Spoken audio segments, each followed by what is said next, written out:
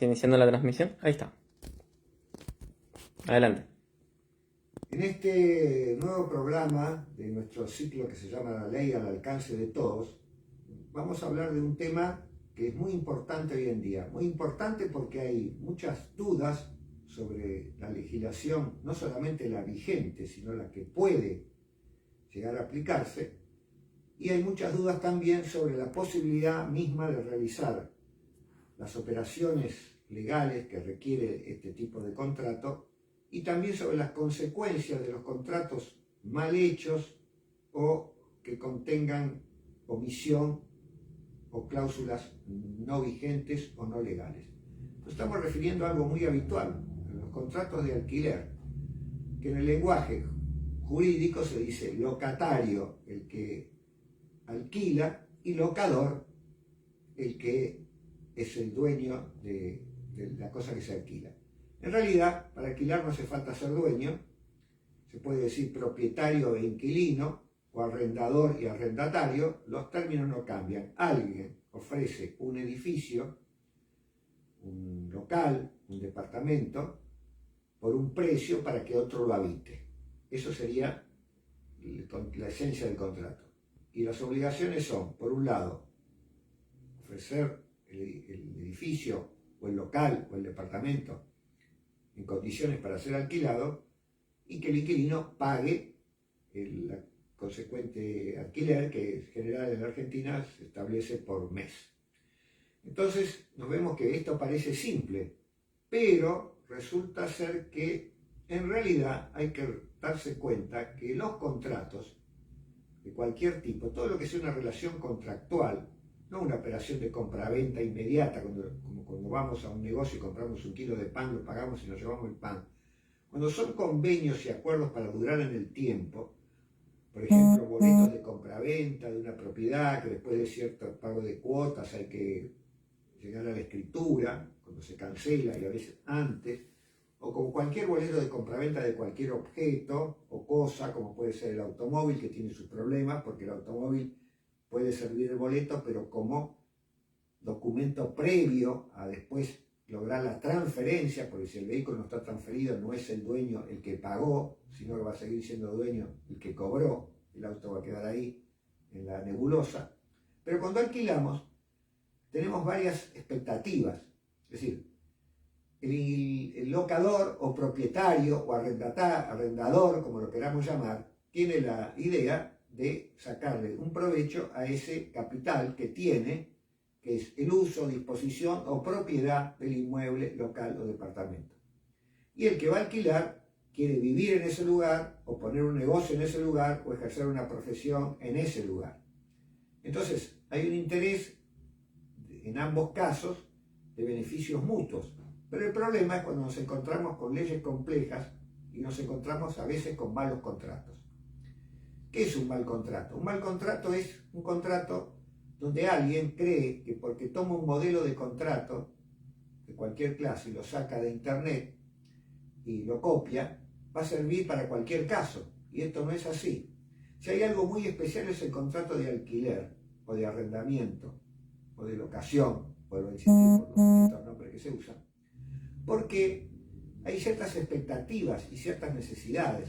Entonces, por ejemplo, es muy importante determinar qué quiero yo tener cuando alquilo, qué necesito, qué estado tiene que tener ese local, edificio, departamento que yo quiero alquilar, por el cual voy a pagar por vivir, por ejercer una profesión o por tenerlo para realizar un negocio. ¿Qué quiero que tenga ese lugar?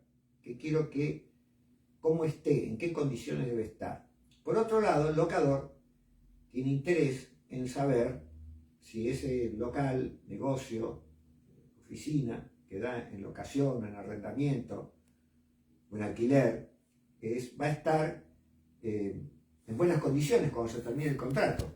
Es más, tiene que aclarar muy bien si lo quiere en las mismas condiciones, a pesar del transcurso del tiempo, si lo quiere con mejoras que pueden pactarse, y también qué hacer o cuál es la obligación de las partes si algo no funciona en esa relación. Por ejemplo, si el edificio se deteriora por ejemplo un departamento, pero por razones ajenas a las partes. En un departamento puede fracasar romperse, por ejemplo, un caño maestro general que va por todo el departamento. Si ese departamento pasa un tiempo sin poder utilizarse, ¿qué hacer en ese caso? Si el contrato se rescinde, si el alquiler se suspende, si el alquiler se rebaja, ¿quién queda a cargo de las reparaciones comunes? Una cosa muy simple es cómo se entrega pintado, en qué clase de calidad de pintura, qué se considera pintado a nuevo, qué es nuevo, qué es lo que se considera deterioro normal del tiempo, y que es fundamentalmente una herramienta hoy muy interesante. La herramienta muy interesante hoy es que se pueden sacar fotos muy fácilmente de todo el lugar, solamente con un celular, y que las partes firmen, y eso demostraría cómo está el lugar al momento que se hizo el contrato. Esto puede servir para muchas cosas.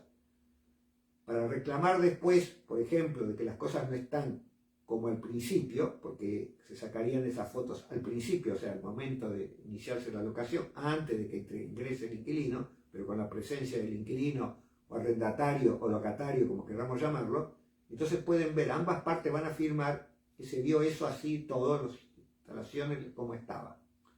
Quiere decir que cualquier modificación que corresponda a esa realidad tiene que saberse qué se hace si se modifica. Puede estar pintado a nuevo, pero puede ser que a lo mejor no, y a lo mejor se ve con paredes manchadas o descascaradas, y puede perfectamente acordarse con el contrato que después se entregue pintado a nuevo, pero aclarando que se alquiló con paredes manchadas y descascaradas.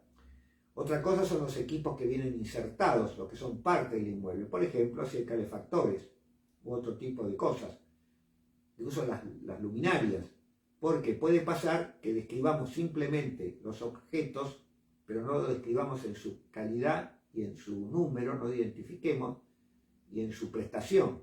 Por ejemplo, podemos poner que un lugar tiene 4 calefactores de 3000 calorías, por ejemplo, pero resulta que ese modelo son del año 1999.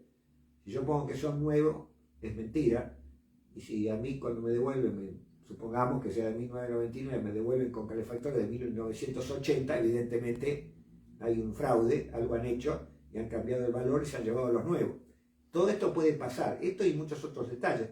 Si yo declaro que tiene lámparas luminarias en techo con luz adecuada, tengo que decir, por ejemplo, las lámparas qué tipo son. Hoy podemos hablar, puede haber más modificaciones futuras. Si son lámparas comunes, si son lámparas LED, de las que llaman LED, de larga duración, si son lámparas sensoras o son lámparas comunes, son aquellas que se prenden y se apagan con la presencia de las personas o no. Todo esto es muy importante en el edificio de departamentos.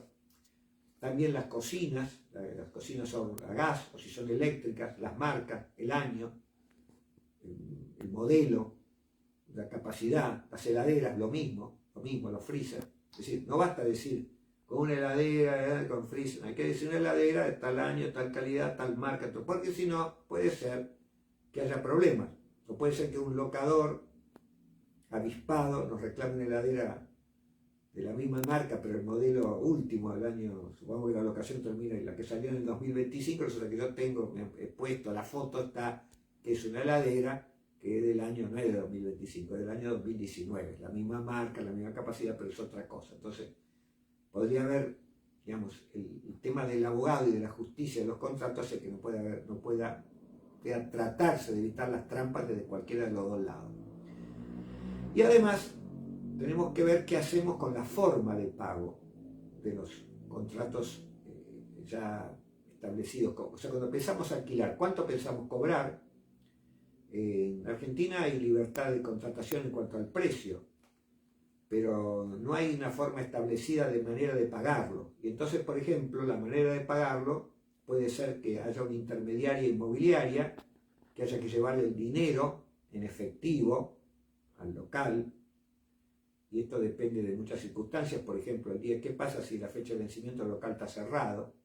Si el local por alguna dificultad está en obra o reparaciones, si la inmobiliaria por algún lado puede desaparecer, o sea, podría ser que la inmobiliaria cerrara por cualquier circunstancia.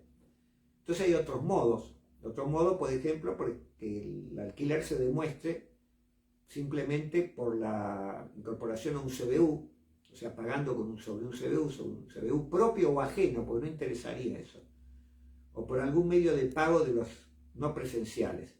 ¿Cuál sería la prueba? Estando cargado el importe en la cuenta del locador o arrendador o propietario, como queramos llamarlo, esa acreditación en la cuenta significa que está pagado.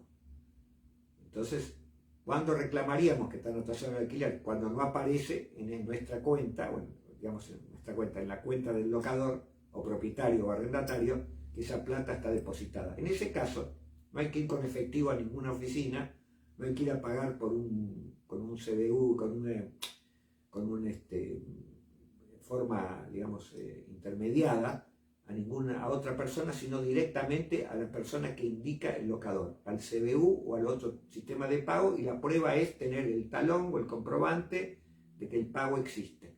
Y con eso la persona está al día, no importa si es sábado, domingo, feriado, si no hay ninguna oficina intermediaria, si cerró, si lo atendió Juan o Pedro, y el dinero efectivamente va a entrar ese día, el que se pactó, y la persona, si el contrato dice día 5, será 5, y no irá a una oficina donde a lo mejor le dice que el 5 no llegó nada, y después la persona que tiene que pagar dice que el 5 fue, y efectivamente fue, pero en el lugar le dicen que es el 15, y entonces ahí hubo 10 días en que la plata no estuvo usada para lo que tenía que ser usada. Esto no es criticar ningún tipo de negocio, como es la inmobiliaria, negocio legítimo y legal, sino explicar lo que puede pasar.